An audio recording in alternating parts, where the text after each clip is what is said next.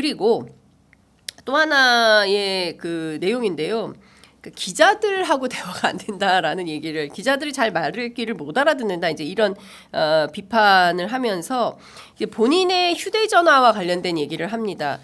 그러니까 지금 가지고 있는 이 휴대전화는 실제로 검찰에 제출된 휴대전화이고 그 안에 모든 내용들이 있고 이것은 이미 검찰이 갖고 있는 것과 동일한 휴대전화다. 왜냐하면 본인이 지금 나와 있는 이 자료 이외의 다른 자료가 어디서든가 현출이 된다면 그 자체로 증거인멸 논란이 있을 수 있기 때문에 본인은 요 딱 한 가지만 가지고 대응을 했다. 그렇기 때문에 여기에서 잘못되면 본인이 구속될 수 있다라는 그런 계산과 함께 어떻게 대응했는지에 대한 입장을 밝힙니다. 잠깐 들어보시고 오시겠습니다. 그러니까 나는 기자들이 이해를 못하겠어. 왜 대화가 안 되는 줄 알아요? 내가 이 전화기를 새 전화기를 빼갖고 옮겨온 거잖아.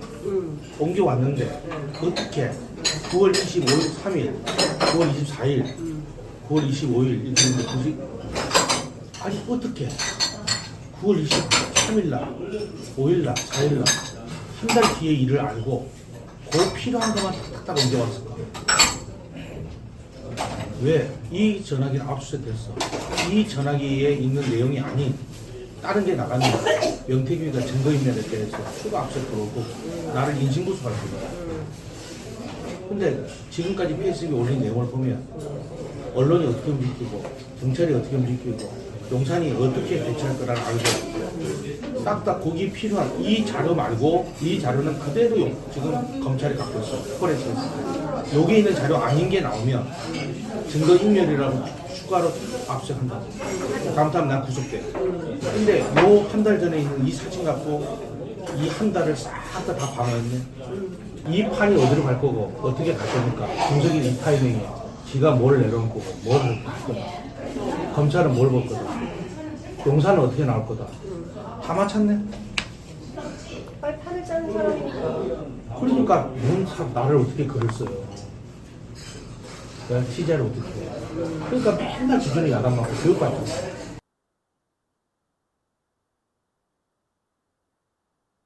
네.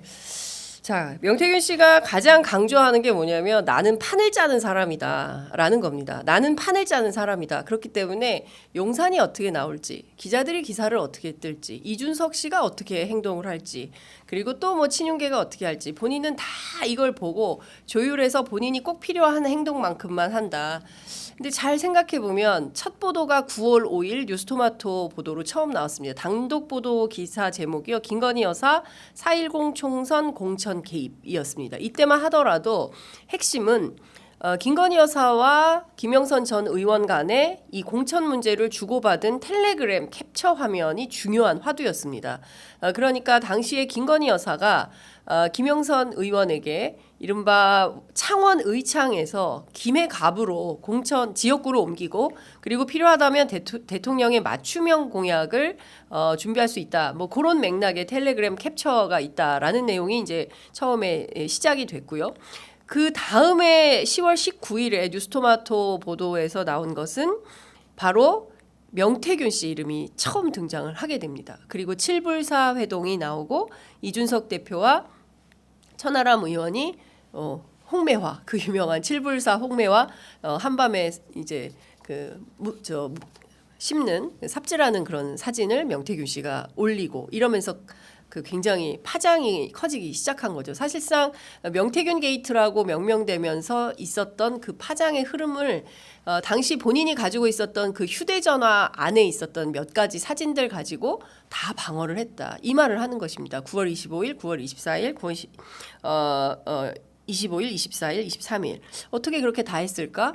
본인이 가지고 있던 그 자료 가지고 판을 짜는 사람이기 때문에 그 대응을 다 했던 거다. 나는 그런 사람이다라고 이제 얘기를 하는 거죠. 강혜경 씨가 국감장에 나와서 명태균 씨는 예지력이 있는 사람이다라고 얘기를 했는데 이게 예지력의 영역인지는 모르겠습니다. 다만 명태균 씨도 걱정하는 대목이 있으니 그것은 압수수색과 구속이었다. 그렇기 때문에 혹여라도 다른 자료가 나오게 되면 나는 또 압수수색을 당하게 되고 그렇게 되면 구속될 수도 있다. 잘못되면 나는 구속이 된다. 그런데 내가 이 휴대폰 본인이 가지고 있는 휴대폰을 이렇게 보여줍니다. 이 안에 어떤 자료 사진이 있는지 기자들에게 보여주고 저에게도 이제 보여준 것인데요. 그 보여주면서 얘기하면 난 요거 하나로 대응을 한 거야.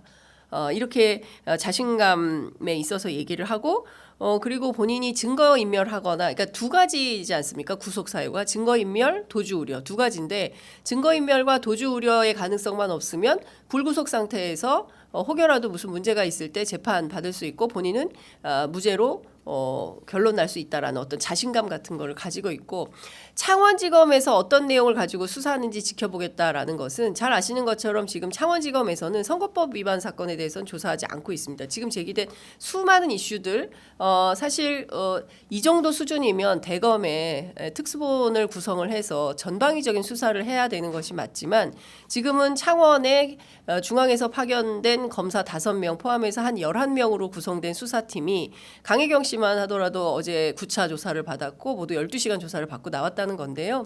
핵심은 명태균 씨는 지금 정치자금법 위반으로 9천만 원 그러니까 지금 핵심 피의자가 4명 아닙니까? 강혜경, 명태균, 김태열, 김영선 이 4명에 해당하는 9천만 원에 대한 그 사건에 대해서만 수사로 종결된다면 별달리 다른 것들은 다 해프닝으로 끝날 가능성이 매우 농후한 거죠. 명태균 씨는 그 내용에 대해서만 수사를 한다면 그걸로 끝내겠지만 그 밖에 다른 이슈들이 제기되기 시작한다면 어쩌면 본인은 불살랐다, 지인을 통해서 다른 곳에 폐기했다, 아니다 가지고 있다, 여러 가지 혼란스러운 주장들을 하고 있지만 증거는 없애지 않았을 것이다라는 것이 명태균 씨 지인들이 해주고 있는 중론입니다. 따라서 제가 보기에는 지금 명태균 씨는 법률 대응을 하면서 관련된 증거는 버리지 않았다. 갖고 있을 가능성이 매우 높다. 이런 판단을 하고 있습니다.